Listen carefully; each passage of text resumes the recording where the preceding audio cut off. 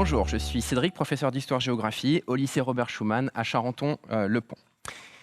Dans nos imaginaires, les mers et les océans incarnent des espaces de liberté sur lesquels il n'existerait aucune frontière. Homme libre, toujours tu chériras la mer, écrit Baudelaire. Pourtant, dans le monde, jamais les frontières maritimes n'ont été autant contestées et surveillées quand elles ne donnent pas lieu à de violents incidents, comme par exemple entre les Corées, ou entre la Russie et l'Ukraine fin 2018, ou encore entre les États-Unis et l'Iran dans le Golfe Persique en 2019 et en 2020.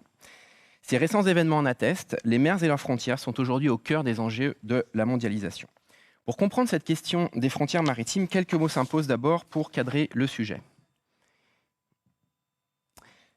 Par frontière, on entend l'enveloppe externe d'un territoire, une limite séparant deux entités territoriales différentes. Et dans le cas d'un État, la frontière marque l'étendue spatiale de sa souveraineté. Le terme de maritime, lui, renvoie ici à l'ensemble des mers et des océans de la planète. Mais il ne faut pas opposer le maritime au terrestre. Au contraire, de multiples liens les unissent. Les enjeux maritimes ont un impact direct sur les territoires terrestres et les espaces maritimes dépendent en grande partie des territoires terrestres. Pour être bien comprise, cette question des frontières maritimes doit être analysée sous de multiples angles. Les liens des sociétés humaines à la mer sont anciens et l'histoire doit donc être mobilisée pour en appréhender la nature, les continuités et les ruptures. Au collège et au lycée, vous avez ainsi déjà pu étudier le rôle de la navigation dans le peuplement du monde ou dans les échanges dans la Méditerranée durant l'Antiquité ou au Moyen-Âge. Vous avez aussi étudié la projection des Européens durant l'époque dite des grandes découvertes ou lors des divers processus de colonisation réalisés par voie de mer. Enfin, vous avez vu la place de la mer dans les questions militaires au XXe siècle. Les approches géographiques sont également nécessaires, notamment pour comprendre les logiques d'organisation des espaces maritimes et la manière dont les hommes gèrent les ressources, notamment les ressources alimentaires et les ressources énergétiques. Ces approches géographiques sont également indispensables pour comprendre la manière dont sont constituées et organisées les frontières militaires. Et par ailleurs, les approches géographiques s'imposent par la nécessité de combiner les échelles, depuis l'échelle locale, celle d'un port par exemple, jusqu'à l'échelle globale, celle de la planète. En effet, la mondialisation interroge les espaces maritimes, puisque la mondialisation, c'est aussi une maritimisation du monde.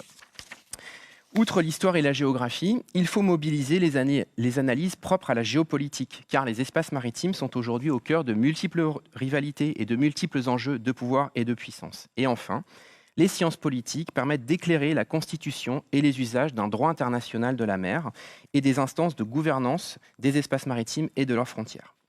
Cette nécessité d'approche croisée explique que notre question trouve sa place dans les programmes d'histoire-géographie, géopolitique et sciences politiques de première générale. En effet, le thème 3 y est consacré aux frontières et un jalon est spécifiquement dédié au droit de la mer.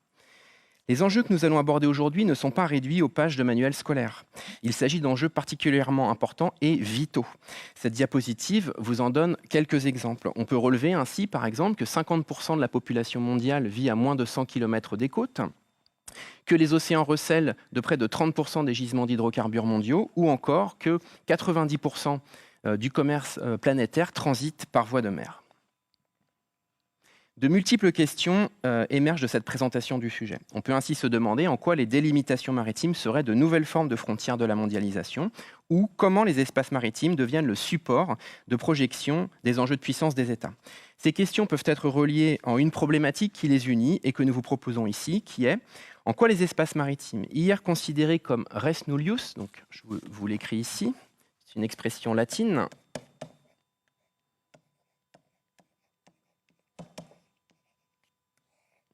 donc en quoi les espaces maritimes, hier considérés comme res nullius, donc pour reprendre cette expression latine, c'est-à-dire res nullius, cela veut dire sans propriétaire, en quoi ces espaces maritimes deviennent-ils des territoires appropriés par les divers acteurs de la mondialisation ?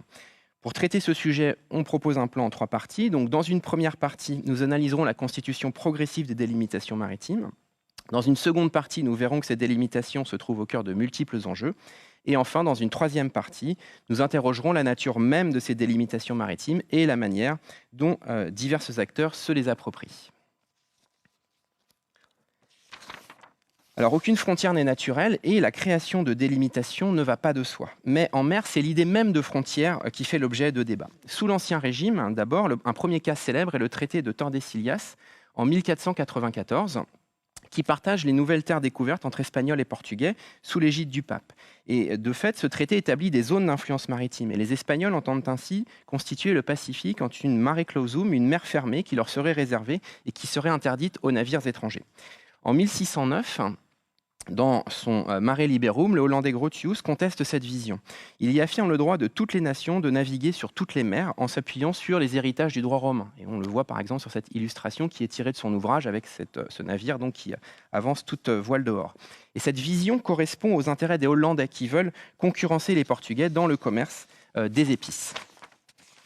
Dès 1635, John Selden s'oppose à cette idée dans son ouvrage qui s'appelle Mare Clausum. Lui, il défend au contraire l'idée que la mer peut être l'objet d'une appropriation.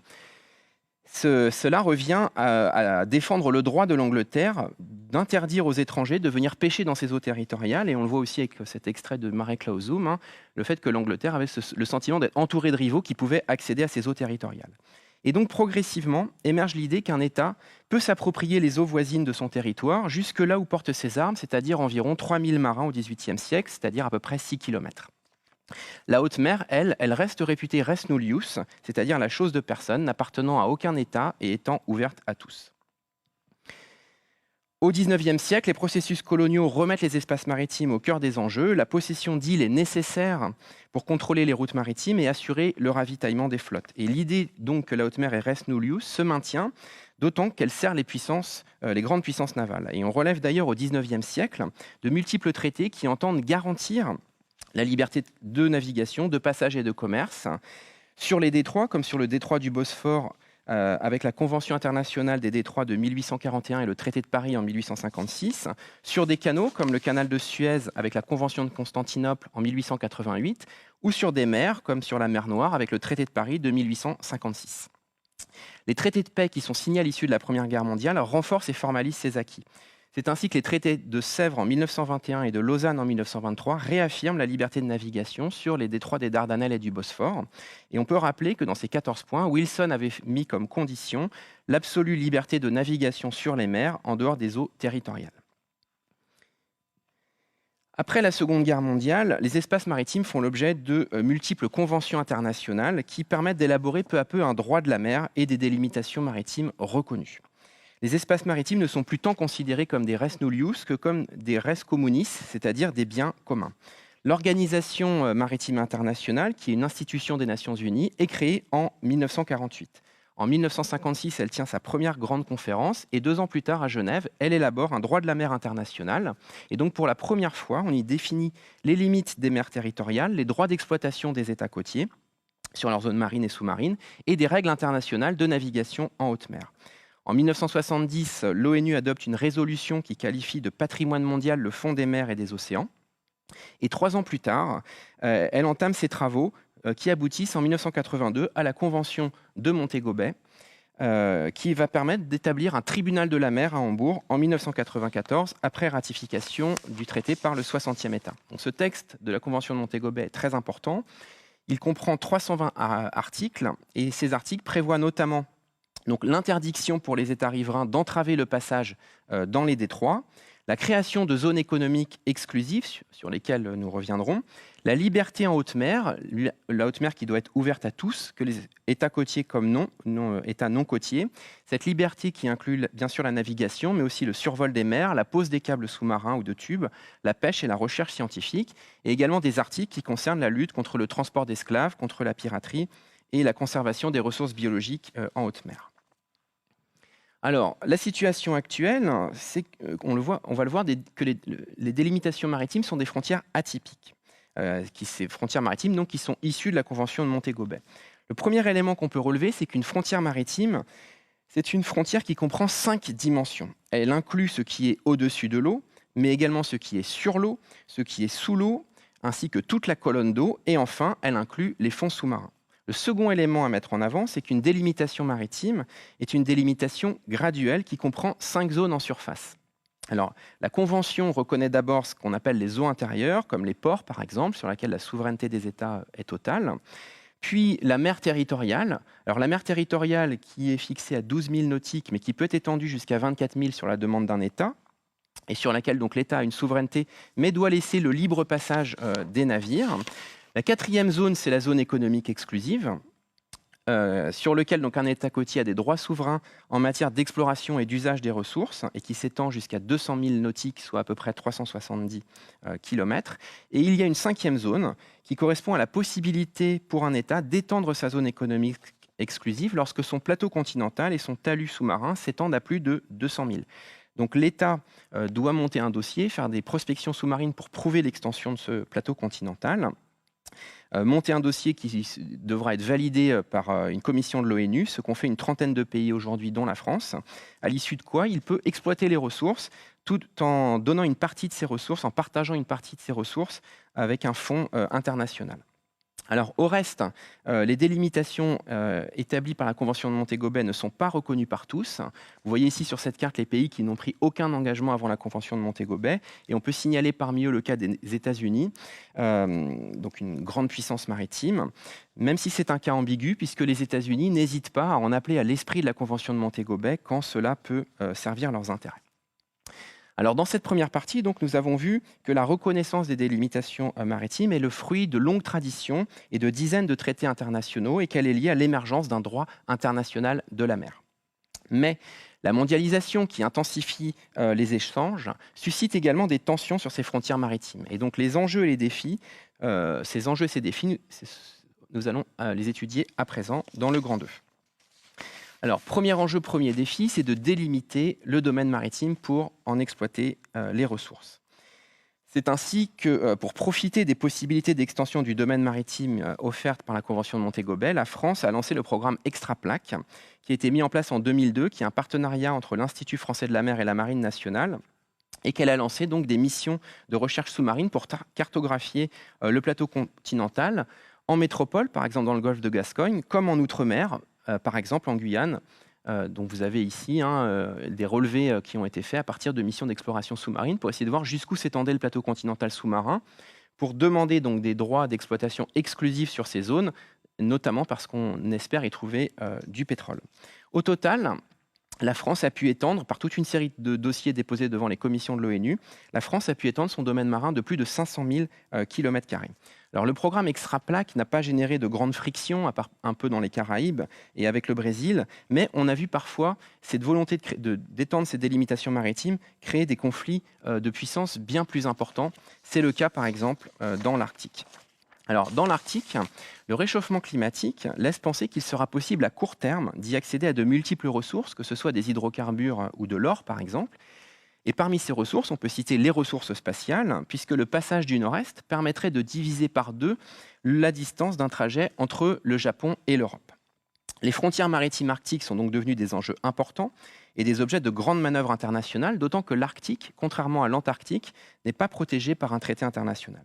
Donc en 2007, une expédition russe de submersibles a atteint pour la première fois le plancher océanique à la verticale du pôle Nord et de manière très symbolique et médiatique, y a déposé un drapeau russe en titane, y a prélevé des échantillons du fond sous-marin en vue donc de prouver l'extension du plateau continental russe jusqu'au pôle Nord géographique. En réaction, aussitôt, le Premier ministre canadien a annoncé l'adoption par son gouvernement d'une stratégie intégrée pour le Nord qui comprend la mise en service de nouveaux patrouilleurs, de navires patrouilleurs pour l'Arctique, la construction d'un port en eau profonde et la constitution d'un fonds de 100 millions de dollars pour la réalisation de cartes géologiques sous-marines et pour la réalisation des inventaires des ressources énergétiques et minérales de l'Arctique canadien. Et l'année qui suit, États-Unis et Canada ont mené des missions de recherche communes en mer de Beaufort en vue de se partager donc les ressources de cette mer de Beaufort. Et donc on le voit, les États riverains de l'Arctique sont engagés dans des processus qui sont destinés à faire valoir leurs droits dans la région, tout en faisant l'inventaire des ressources réelles ou supposées potentielles du plateau continental au large de leurs côtes. Mais dans la région, donc, la non-ratification de la Convention de Montego Bay par les États-Unis complique la donne. Alors un autre exemple, c'est le conflit autour des délimitations maritimes en mer de Chine méridionale. Et donc on a des revendications anciennes de nombreux pays sur des îles, par exemple, entre les îles Paracel, qui sont revendiquées de manière commune entre la Chine et le Vietnam, ou les îles Spratly, qui sont revendiquées de manière commune entre la Chine, le Vietnam, les Philippines et l'Indonésie. Alors là, il y a diverses stratégies qui sont utilisées par les États pour étendre leur zone économique exclusive.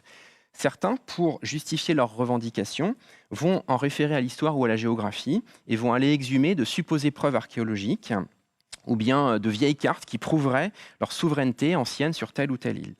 D'autres États, ou parfois les mêmes d'ailleurs, vont procéder à des opérations de poldérisation pour coloniser des récifs, ce que font aussi bien la Chine que le Vietnam. Pourquoi ? Parce que dans le droit de la mer, une île, c'est une étendue de terre naturelle qui est entourée d'eau et qui reste découverte à marée haute et qui est donc constructible. Et une île a le droit d'avoir une zone économique exclusive, un rocher, non. Donc la Chine déploie des trésors d'ingéniosité pour prouver que certains rochers sont bien habitables de façon pérenne, en y implantant des garnisons, en y envoyant des flottilles de pêcheurs qui y stationnent de manière permanente. Et dans les îles Paracel, par exemple, la Chine a un projet d'aéroport, le projet de construction d'une ville et également un plan de développement touristique.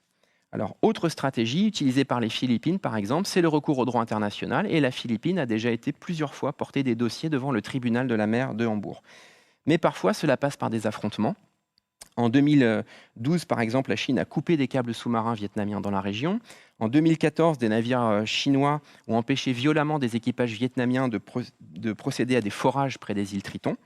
Et parfois, ce sont des navires de pêche qui sont arrêtés en pleine mer. Et de fait, aller pêcher dans une zone ou empêcher de pêcher dans une zone, c'est aussi une façon de revendiquer cette zone.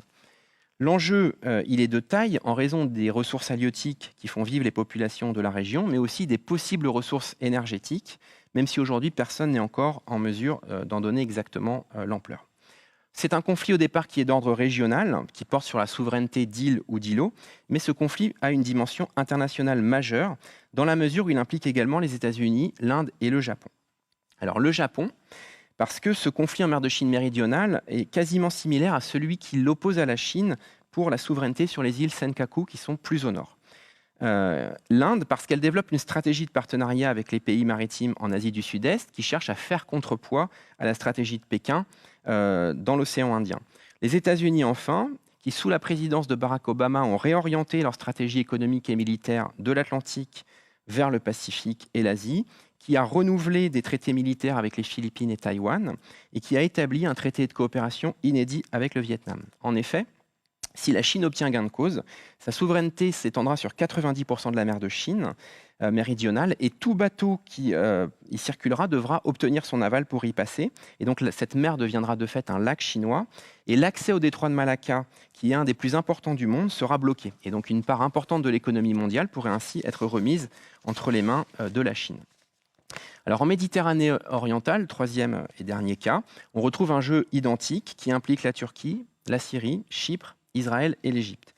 Le bloc 9 de Gaze, qui par exemple est disputé entre Israël et le Liban, fait l'objet de menaces réciproques entre les deux pays. Et la Turquie, par exemple, a bloqué des navires italiens qui faisaient des opérations de forage dans les zones qui sont revendiquées par les Chypriotes. Et d'ailleurs, ces convoitises sont un des obstacles à la réunification de Chypre. Mais la délimitation des zones maritimes ne tient pas qu'à un enjeu de ressources. Il s'agit aussi pour les États d'affirmer leur puissance.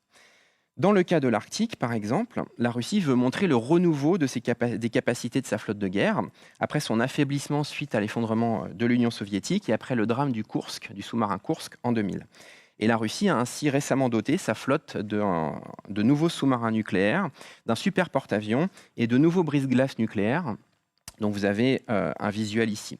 Il en est de même pour la Chine. Sa stratégie du collier de perles doit lui permettre de sécuriser ses importations de pétrole en sécurisant toute la route qui mène donc du Moyen-Orient jusqu'à la Chine. En parallèle, la Chine cherche par ailleurs à se constituer une première chaîne d'îles et une deuxième chaîne d'îles en mer de Chine méridionale pour se protéger, mais aussi et surtout peut-être pour permettre l'accès de ces sous-marins nucléaires aux eaux profondes, puisque ces sous-marins nucléaires aujourd'hui ne sont pas encore suffisamment indétectables pour les sonars américains en raison de leur retard technologique. Cette volonté, en tout cas de la Chine, de fermer la mer de Chine méridionale, donc s'oppose à la politique de mer ouverte des Américains. Alors l'attitude américaine dans la région peut sembler quelque peu paradoxale, puisque aujourd'hui, ces troupes qui sont présentes au Japon et en Corée du Sud sont éloignées, elles sont réaffectées par exemple à Hawaï ou en Australie, mais dans le même temps, les États-Unis réaffectent une part importante de leur flotte qui était dans l'Atlantique vers le Pacifique. En fait, c'est que les États-Unis ont une double stratégie. C'est que d'un côté, ils veulent dissuader les Chinois de se montrer trop agressifs en maintenant une présence visible dans la région, mais dans le même temps, ils veulent éviter de les provoquer et ils veulent leur laisser un petit peu d'espace stratégique pour ne pas entrer dans une confrontation directe. En Méditerranée orientale, certains analystes comparent la situation justement avec ce qui se passe en mer de Chine du Sud, puisque dans les deux cas, premier point commun, on a des zones maritimes qui sont de première importance aussi bien pour le commerce international, puisque vous avez ici le canal de Suez, que pour leur richesse estimée, notamment en hydrocarbures. Et dans les deux cas, on a une puissance de premier plan, la Turquie, dans ce cas, la Chine, dans le cas de la mer de Chine méridionale, qui pousse ses revendications à la fois sur le plan militaire et diplomatique. Alors, deuxième point commun, c'est le fait que les Turcs sont en train de s'aliéner les acteurs locaux et de les pousser à coopérer entre eux. Et enfin, comme en mer de Chine, on peut dire qu'aujourd'hui, on a évité un conflit direct et on observe surtout des coups de force locaux entre des navires de différents pays. Alors, dernier point important dans ce grand 2, c'est la question du libre accès aux océans. Donc, au début des années 90, l'économie mondiale retrouve les taux d'ouverture qu'elle connaissait en 1914. Et la mer redevient un support majeur de la mondialisation, puisqu'aujourd'hui, on l'a dit, 90% des marchandises transitent par voie de mer. Afin de garantir la libre circulation, à travers les océans, même si on le voit, cette circulation maritime, donc elle n'a pas la même intensité partout sur tous les océans, mais afin de maintenir cette libre circulation, le droit de la mer reconnaît le droit de passage inoffensif.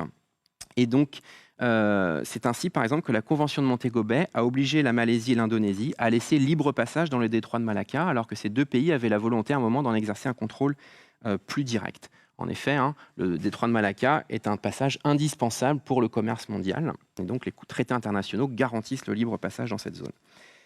Par ailleurs, la Convention de Montego Bay permet aussi la dépose libre en haute mer des câbles. C'est une question aujourd'hui qui est vitale, puisqu'avec l'essor d'Internet, aujourd'hui, 95% des communications mondiales transitent par des câbles sous-marins en fibre optique. Et puis enfin, l'accès aux mers internationales, l'accès libre aux mers internationales est aussi recherché par des compagnies de croisière, puisque certains navires sont devenus des destinations en eux-mêmes par leur luxe et les services offerts aux croisiéristes. Et on voit ainsi se développer ce qu'on appelle les fun ships, donc les navires de divertissement, et ce qu'on appelle les cruises to nowhere, donc les croisières vers nulle part. Et les bateaux ne sont plus seulement des moyens de transport vers une destination touristique, ils deviennent en eux-mêmes parfois la destination touristique. Alors, on l'a vu dans ce grand 2, il y a beaucoup de tensions dans les espaces maritimes et sur leurs frontières, mais nous allons le voir dans ce grand 3, il existe également de multiples formes de coopération.